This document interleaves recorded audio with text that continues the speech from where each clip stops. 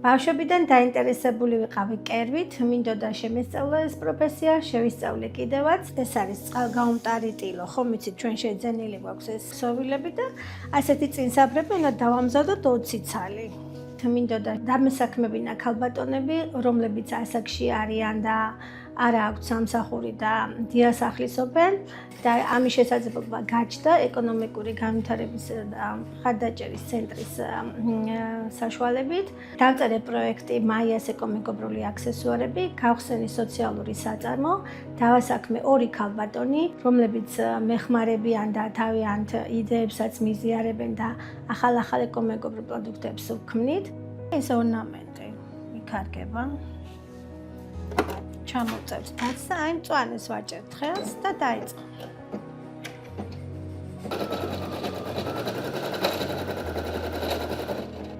ჩემი მიზანი არის ხელმისაწვდომ ფასებში გავყიდო ეკომეგობრული აქსესუარები, რომლებიც იქმნება სამკერვალო წარმოების ნარჩენებიდან. ამით დედამიწასაც ვეხმარებით, მის ჯანმრთელობაზე ვზრუნავ და მეორე მხრივ ქალბატონებს ხელმისაწვდომ ფასებში ვაწვდი წინსაფრებს, თავსაფრებს, ნაჭრის ჩანთებს, ცხელი ჭურჭლის ასაღებებს და ასე შემდეგ.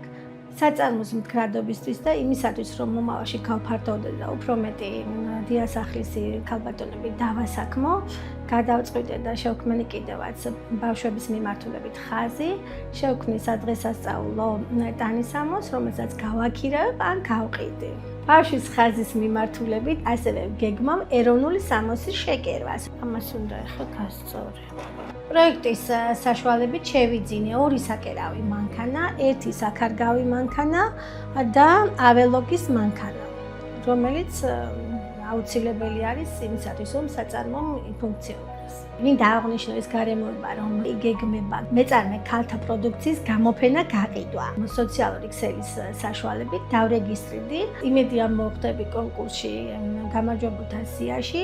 ყოველივე ეს ხელშეუწყობს ჩემი საწარმო ცნობადობის ამაღლებას და ჩემს მიერ შექმნილი პროდუქციის რეალიზაციას.